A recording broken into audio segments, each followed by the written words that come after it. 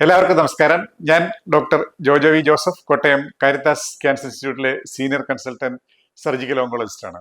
Cancer അല്ലെങ്കിൽ അതുപോലെയുള്ള serious ആയിട്ടുള്ള അസുഖങ്ങൾ വരുന്നതിന് മുമ്പ് ശരീരം നിങ്ങളെ അത് സ്വപ്നത്തിലൂടെ കാണിക്കുമോ? അതാണ് ഇന്നത്തെ ടോപ്പിക്ക്. ഈ ടോപ്പിക്ക് ഇങ്ങനെ ചെയ്യാനുള്ള ഒരു കാരണം എന്ന് പറഞ്ഞു കഴിഞ്ഞാൽ കഴിഞ്ഞ ആഴ്ച എൻ്റെ ഒരു പേഷ്യന്റ് സുമതി എന്നാണ് പേര്. ഒവേറിയൻ ക്യാൻസറിന് എൻ്റെ അടുത്ത് വന്നാണ്. നേരത്തെ കണ്ടുപിടിച്ചു. അപ്പോൾ സർജറി കഴിഞ്ഞിട്ട് റിപ്പോർട്ടൊക്കെ നോക്കി ആ ഡിസ്കഷൻ സമയത്ത് നമ്മൾ യൂഷ്വലായിട്ട് പറഞ്ഞു, സുമതി യു ആർ ലക്കി, ഇത് നേരത്തെ കണ്ടുപിടിച്ചത് കൊണ്ട് നമുക്ക് ഇനിയിപ്പം കീമോതെറാപ്പി ഒന്നും വേണ്ട, ഈ സർജറി കൊണ്ട് തന്നെ രക്ഷപ്പെട്ടു, നല്ല കാര്യമാണല്ലോ എന്ന് പറഞ്ഞു.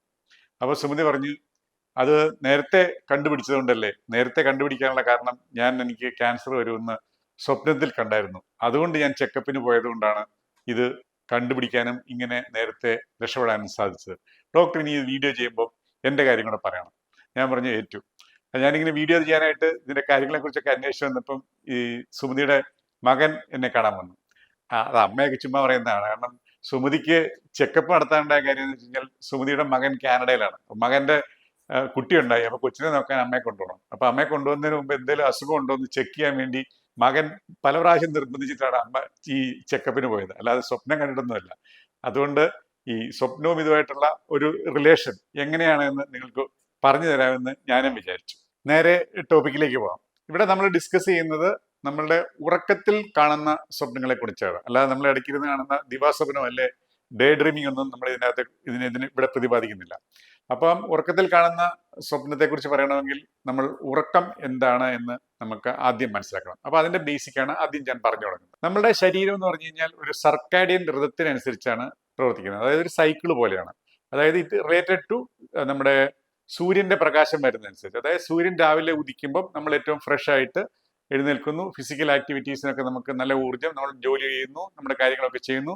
സൂര്യൻ അസ്തമിക്കുന്നതോടുകൂടി നമ്മളുടെ ഈ ബോഡിലി ഫിസിക്കൽ ആക്ടിവിറ്റീസ് ഒക്കെ കഴിഞ്ഞ് നമുക്ക് കുറേശ്ശെ ക്ഷീണമൊക്കെ വരുന്നു, നമുക്ക് ഉറക്കം അനുഭവപ്പെടുന്നു, നമ്മൾ രാത്രിയിൽ ഉറങ്ങുന്നു, എന്നിട്ട് രാവിലെ നമ്മൾ വീണ്ടും എഴുതുന്നു. ഈ ഒരു സൈക്കിളിനെയാണ് നമ്മൾ സർക്കാഡിയൻ റിതം എന്ന് പറയുന്നത്. ഇത് ഈ സൂര്യന്റെ ഉദിക്കലും അസ്തമിക്കലുമായിട്ട് റിലേറ്റഡ് ആയിട്ടാണ് പ്രവർത്തിക്കുന്നത്. ഈ ഉറക്കം എന്ന് പറയുന്നത് ഒരു കംപ്ലീറ്റ് ബോഡി ഷട്ട് ഡൗൺ ആണെന്ന് നിങ്ങളാരും തെറ്റിദ്ധരിക്കരുത്. ഇത് മനസ്സിലാക്കാനായിട്ട് നമ്മുടെ ബോഡി, ആ ബ്രെയിനിനെ നമ്മളൊരു കമ്പ്യൂട്ടറുമായിട്ട് കമ്പയർ ചെയ്യാം. അപ്പൊ നമ്മൾ ഇന്നത്തെ ഈ ഡിസ്കഷനിൽ ഈ എന്താ സംഭവിക്കുക, ഈ ഉറക്കം എന്ന് പറയുന്നത് ഒരു കമ്പ്യൂട്ടറിന്റെ ഒരു മോഡ് മാറ്റം പോലെ, അതായത് ഒരു ഫംഗ്ഷൻ മാറി വേറൊരു ഫംഗ്ഷനിലേക്ക് മാറുന്നു എന്നാണ് ഉറക്കം വഴി നമ്മൾ മനസ്സിലാക്കേണ്ടത്. അല്ലാതെ ഇതൊരു ഷട്ട് ഡൗൺ അല്ല. അതുപോലെ തന്നെ നമ്മൾ ഇന്നത്തെ ഡിസ്കഷനിൽ പ്രധാനമായിട്ടും ബ്രെയിനിൽ നടക്കുന്ന കാര്യങ്ങളായിരിക്കും പറയുക. ഉറക്കത്തിന്റെ സമയത്ത് ശരീരത്തിന്റെ എല്ലാ അവയവങ്ങളിലും വിവിധ രീതിയിലുള്ള പ്രവർത്തനം നടക്കുന്നുണ്ട്. അത് നമ്മൾ ഇവിടെ തൽക്കാലം അതിനെക്കുറിച്ച് പറയുന്നില്ല. ഈ ഉറക്കവും സ്വപ്നവുമായിട്ടുള്ളതായതുകൊണ്ട് ബ്രെയിൻ ഫംഗ്ഷൻ മാത്രമാണ് നമ്മൾ ഇവിടെ ഡിസ്കസ് ചെയ്യുന്നത്. അപ്പോൾ ബേസിക്കലി ഈ ബ്രെയിനിന്റെ ഒരു മോഡ് മാറ്റം മാത്രമാണ് ഈ ഉറക്കത്തിൽ നടക്കുന്നത് നമ്മൾ കണ്ടല്ലോ. അപ്പൊ എന്തൊക്കെയാണ് ഈ മോഡ് മാറിയ ബ്രെയിനിൽ നടക്കുന്നത്? ഏറ്റവും പ്രധാനമായിട്ട് നടക്കുന്നത് നമ്മൾ അന്ന് കണ്ട ആ സംഭവങ്ങൾ അല്ലെങ്കിൽ ഓർമ്മകളെല്ലാം അടുക്കിപ്പെറുക്കി അതിനെ ചിട്ടയാക്കി വിവിധ ഫയലുകളാക്കി ലോങ് ടേം മെമ്മറിയിലേക്ക് കൊടുക്കുന്നു എന്നുള്ളതാണ് ഒരു പ്രധാന ഫംഗ്ഷൻ. ഇതുകൂടാതെ അനാവശ്യമായ ഓർമ്മകൾ അല്ലെങ്കിൽ ഫയൽസ് ഒക്കെ ഡിലീറ്റ് ചെയ്യും. പിന്നെ ബ്രെയിൻ കണക്ഷൻസ് ഉണ്ടല്ലോ, അതെല്ലാം ഒന്ന് റീചെക്ക് ചെയ്യും, റീഓർഗനൈസ് ചെയ്യും. അതുപോലെ തന്നെ നമ്മുടെ പ്രധാനപ്പെട്ട ബ്രെയിൻ കണക്ഷൻസിനെ എല്ലാം ഒന്നും കൂടെ സ്ട്രെങ്തൻ ചെയ്യും. ഇത്രയൊക്കെ ഒരു ആക്ടിവിറ്റിയാണ് ഈ മൂഡ് മാറ്റത്തിൽ പ്രധാനമായിട്ട് നടക്കുക. ഇത് കൂടാതെ ഇതിനോടൊപ്പം പ്രവർത്തിക്കുന്ന വേറൊരു സംഭവങ്ങളുണ്ട് ബ്രെയിനിൽ ഈ ഉറക്കത്തിന് സമയത്ത്. ലിംഫാറ്റിക് സിസ്റ്റം എന്ന് പറയും. അതായത് നമ്മുടെ ശരീരത്തിലെ ലിംഫാറ്റിക് സിസ്റ്റം എന്ന് പറയുന്നതിന്റെ എക്സാക്ട്ലി ആ സെയിം പ്രവർത്തി ചെയ്യുന്ന ബ്രെയിനിലെ ഗ്ലിംഫാറ്റിക് സിസ്റ്റം. അവിടെ എന്താ സംഭവിക്കുക, ഈ സമയത്ത് ബ്രെയിനിലെ വേസ്റ്റ് എല്ലാം ഈ ഗ്ലിംഫാറ്റിക് സിസ്റ്റം നീക്കി ബ്രെയിനിനെ ഡീറ്റോക്സ് ചെയ്യും. അപ്പം ഈ ഗ്ലിംഫാറ്റിക് സിസ്റ്റം ഉറക്കത്തിൽ ഏതാണ്ട് 10 ഇരട്ടി ആക്റ്റീവായിട്ടാണ് നമ്മുടെ നോർമൽ ആയിട്ടുള്ള അവസ്ഥയൊക്കെ കൂടുതൽ പ്രവർത്തിക്കുന്നത്. കാരണം ഈ ബ്രെയിനെ ഡീറ്റോക്സ് ചെയ്യാനായിട്ട്.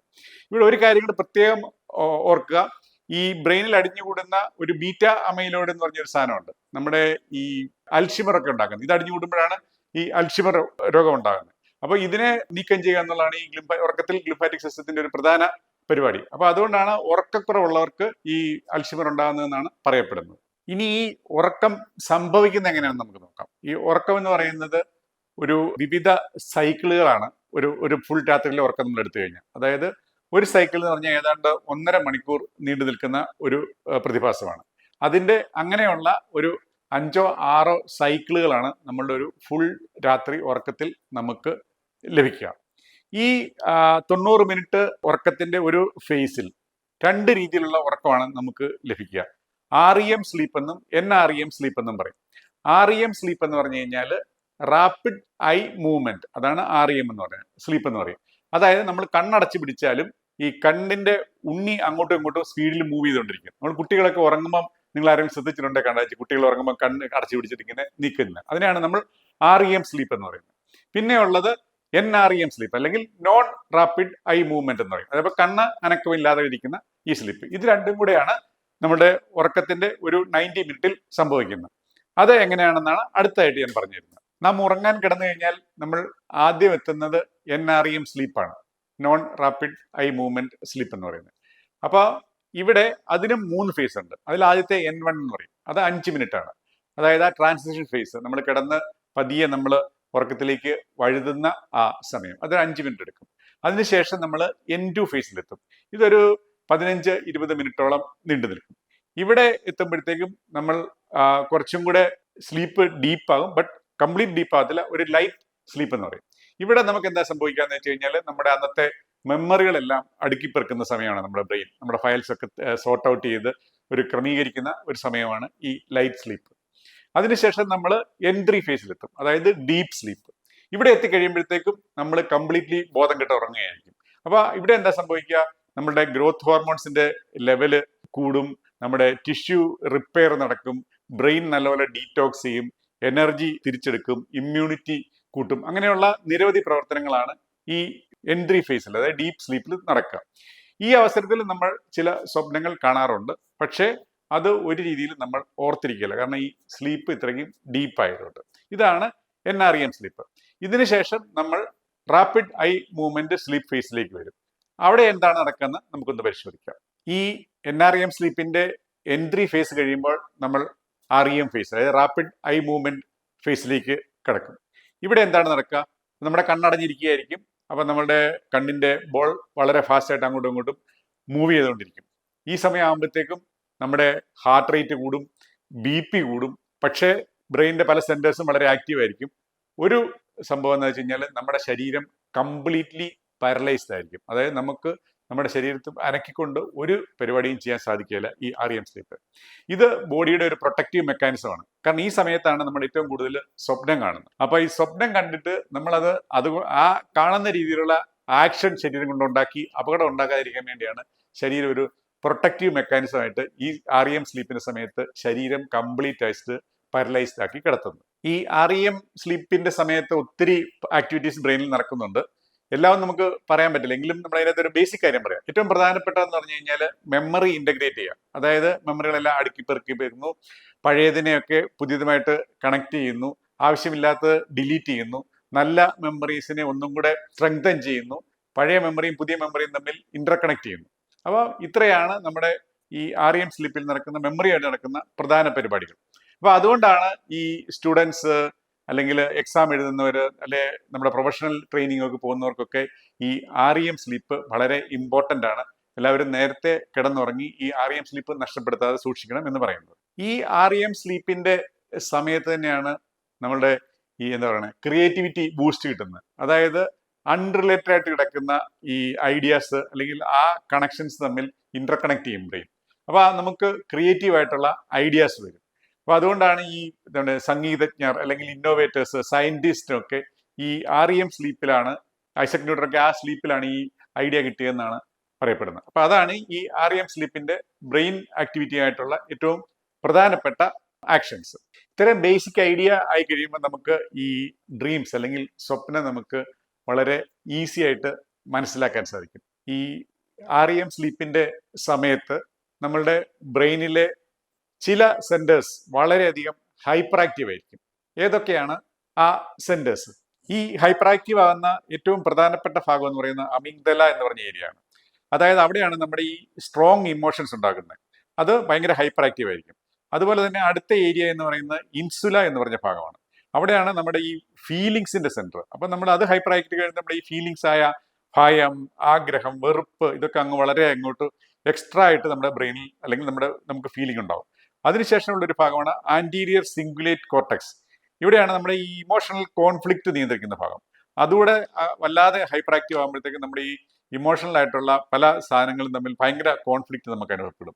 ഈ ഏരിയാസ് എല്ലാം ഇത്രയും ഹൈപ്പർ ആക്റ്റീവ് ആയിരിക്കുമ്പം ഒരു ഏരിയ ഭയങ്കരമായിട്ട് അത് ഹൈപ്പോ ആക്റ്റീവ് അല്ലെങ്കിൽ ഫങ്ഷൻലെസ് ആവും. അതായത് നമ്മുടെ പ്രീ ഫ്രോണ്ടൽ കോർട്ടക്സ് എന്ന് പറയും. ഈ പ്രീ ഫ്രോണ്ടൽ കോർട്ടക്സ് ആണ് റാഷണൽ തിങ്കിങ്, അതായത് യുക്തിസഹമായ, അതായത് നമുക്ക് വരുന്ന ചിന്തകളെ യുക്തിയാക്കി അതിനനുസരിച്ച് അനലൈസ് ചെയ്യുന്ന ഈ സെന്ററിലാണ്. ഈ ഒരു കോമ്പിനേഷൻ വരുമ്പോഴത്തേക്കും, അതായത് ചില സെന്റേഴ്സ് എല്ലാം ഹൈപ്പർ ആക്റ്റീവായി ഇതിനകത്ത് യുക്തി അപ്ലൈ ചെയ്യേണ്ട ഭാഗം ഒട്ടും ആക്റ്റീവ് അല്ലാതെ വരുമ്പോഴത്തേക്കുമാണ് നമ്മുടെ ഈ സ്വപ്നങ്ങളിൽ ഭയങ്കര ഇമോഷണൽ ഇന്റൻസ് ആയിട്ടുള്ള, അല്ലെങ്കിൽ നമ്മൾ സർറിയൽ എക്സ്പീരിയൻസ് ഉള്ള, ഭയങ്കര കോൺഫ്ലിക്റ്റ് ഉള്ള, നമ്മൾ ഒരിക്കലും ചിന്തിക്കാത്ത രീതിയിലുള്ള ഈ സ്വപ്നങ്ങൾ നമ്മൾ കാണുന്നത്. അതായത് നമ്മുടെ ലോജിക്ക് അവിടെ ഇല്ല, ബാക്കി ഇമോഷൻസും നമ്മുടെ ഫീലിങ്സും ബാക്കി നമ്മുടെ ആ ഇമോഷണൽ കോൺഫ്ലിക്ട്സും എല്ലാം ഭയങ്കര ആക്റ്റീവ് ആയിരിക്കും. അതുകൊണ്ടാണ് ഈ സ്വപ്നങ്ങൾ പല രീതിയിൽ ഭയങ്കര ഇന്റൻസ് ആയിട്ട് നമുക്ക് അനുഭവപ്പെടുന്നത്. അതുപോലെ തന്നെ ഒട്ടും റിയൽ അല്ലാത്ത രീതിയിൽ ഒരിക്കലും നമ്മൾ വിചാരിക്കാത്ത അല്ലെങ്കിൽ നടക്കാൻ സാധ്യതയില്ലാത്ത രീതിയിൽ സ്വപ്നം കാണുന്നത്. അപ്പം ഇതിൽ നിന്ന് നമുക്കൊരു കാര്യം മനസ്സിലായി കാണുമല്ലോ. അപ്പം വരാൻ പോകുന്ന കാര്യങ്ങളൊന്നുമല്ല സ്വപ്നത്തിൽ, അല്ലെങ്കിൽ എന്തെങ്കിലും ഫ്യൂച്ചർ ഉള്ളത് ആരെങ്കിലും നിങ്ങളോട് സ്വപ്നം വഴി ഐഡിയ തരുന്നോ, അല്ലെങ്കിൽ നമ്മുടെ നേച്ചർ ഐഡിയ തരുന്നോ, അല്ലെങ്കിൽ നമ്മുടെ ശരീരം ഐഡിയ തരുന്നോ അല്ല എന്ന് നിങ്ങൾക്ക് മനസ്സിലായി കാണും. ഫ്യൂച്ചർ ഇവിടെ വരുന്നില്ല എന്ന് നിങ്ങൾക്ക് മനസ്സിലായി കാണുമെന്ന് ഞാൻ കരുതുകയാണ്. ഇത്തരം സ്വപ്നങ്ങളെ കുറിച്ച് വളരെയധികം ഡിസ്കഷൻസ് ഒക്കെ നടക്കുന്ന ഏരിയ ആണ്. ഞാൻ നമ്മളുടെ ഇവിടുത്തെ ഈ ഒരു സ്പെസിഫിക് പോയിന്റിനെ കോൺസെൻട്രേറ്റ് ചെയ്താണ് നിങ്ങളുടെ അടുത്ത് അവതരിപ്പിച്ചത്. അപ്പൊ ഈ REM സ്ലീപ്പിൽ കാണുന്ന സ്വപ്നങ്ങളെ കുറിച്ച് സാധാരണ പറയാറുള്ളത് എന്താണെന്ന് വെച്ച് കഴിഞ്ഞാൽ, നമ്മുടെ ശരീരം അല്ലെങ്കിൽ നമ്മുടെ ബോഡി ഒരു റിഹേഴ്സൽ എടുക്കുന്നതാണ്. അതായത് എന്തെങ്കിലുമൊക്കെ സംഭവം ഉണ്ടായാൽ ഒരു കൺട്രോൾഡ് എൻവയറമെന്റിൽ, അതായത് ഇപ്പോൾ നമ്മുടെ മസിലൊന്നും ആക്റ്റീവ് അല്ലാത്ത അവസ്ഥയിൽ നമ്മളെ കൊണ്ടൊരു റിഹേഴ്സൽ എടുപ്പിക്കുന്നതാണ്. അതായത് എക്സാമ്പിൾ ഇപ്പോൾ നമ്മൾ പറയുകയാണെങ്കിൽ, നമ്മൾ ഒരു പരീക്ഷയ്ക്ക് പഠിച്ച് നല്ല റെഡി ആയിട്ടിരിക്കുകയാണ്. അപ്പം രാത്രി നമ്മൾ സ്വപ്നം കാണുകയാണ്, വന്ന ക്വസ്റ്റ്യൻസ് മുഴുവൻ ഔട്ട് ഓഫ് സിലബസ്, അല്ലെങ്കിൽ നമുക്കൊരു പരാജയ ഭീതി ഉണ്ടെങ്കിൽ നമ്മൾ ഭയങ്കര ഹൈറ്റിൽ നിന്ന് താഴോട്ട് വീഴുന്ന പോലെയൊക്കെ തോന്നുക. അപ്പൊ ഇതെന്ന് വെച്ചാൽ നമ്മളെ ബോഡി നമ്മളെ ഒന്ന് ട്യൂൺ ചെയ്തെടുക്കുന്ന, അതായത് നമ്മുടെ ശരീരം ഒരു പുറത്ത് കാണിക്കാതെ അകത്ത് നമ്മളെ കൊണ്ടൊന്ന് ട്യൂൺ ചെയ്യുന്ന രീതിയിലാണെന്നാണ് ഒരു തിയറി പറയുന്നത്. ഇതുപോലെ നിരവധി തിയറികളുണ്ട്. നമുക്ക് ഏറ്റവും ഇൻട്രസ്റ്റിംഗ് ആയ ഒരു തിയറി ഞാൻ ഇവിടെ അവതരിപ്പിച്ചു എന്ന് മാത്രം. അപ്പൊ ഇത്രയും പറഞ്ഞു വന്നത്, ഈ REM സ്ലീപ്പും ഈ സ്വപ്നങ്ങളും എല്ലാം നോർമൽ പ്രതിഭാസമാണ്. നമ്മളുടെ ശരീരത്തിന്റെ പ്രൊട്ടക്റ്റീവ് മെക്കാനിസമാണ്. നമുക്ക് ഹെൽത്തി ആയിട്ട് നമ്മുടെ മൈൻഡിനെ കീപ്പ് ചെയ്യാൻ, അല്ലെങ്കിൽ നമ്മുടെ ഇമോഷൻസിനെ ഒക്കെ കീപ്പ് ചെയ്യാനായിട്ട് ഈ സ്ലീപ്പും സ്വപ്നങ്ങളും ഒക്കെ നല്ലതാണ്. അതുകൊണ്ട് നല്ല ഒരു ഉറക്കശീലം എല്ലാവരും പ്രാക്ടീസ് ചെയ്യുക. അറ്റ്ലീസ്റ്റ് 8 മണിക്കൂറെങ്കിലും ഉറങ്ങുക. നേരത്തെ 9 മണി 10 മണിയാകുമ്പോഴെങ്കിലും കിടന്ന് ഉറങ്ങാൻ ശ്രമിക്കുക. കിടക്കാൻ നേരത്തിന് മുമ്പുള്ള ആ സ്ക്രീൻ ടൈം, അതായത് മൊബൈൽ അല്ലെ TV കാണുന്നത് കഴിയുന്നത്ര ഒഴിവാക്കുക. രാത്രിയിൽ കഫീൻ കഴിയുന്നത് ഒഴിവാക്കുക. ഫുഡ് കഴിയുമെങ്കിൽ രാത്രിയിൽ കഴിക്കാതെ കിടക്കുക, അല്ലെങ്കിൽ ഏറ്റവും ലൈറ്റ് ഫുഡ് കഴിക്കുക. അങ്ങനെ നല്ല ഒരു ഹെൽത്തി സ്ലീപ്പ് എല്ലാവർക്കും ആശംസിച്ചുകൊണ്ട്, അതുപോലെ തന്നെ സ്വീറ്റ് ഡ്രീംസ് ആശംസിച്ചുകൊണ്ട് നിർത്തട്ടെ. നന്ദി, നമസ്കാരം.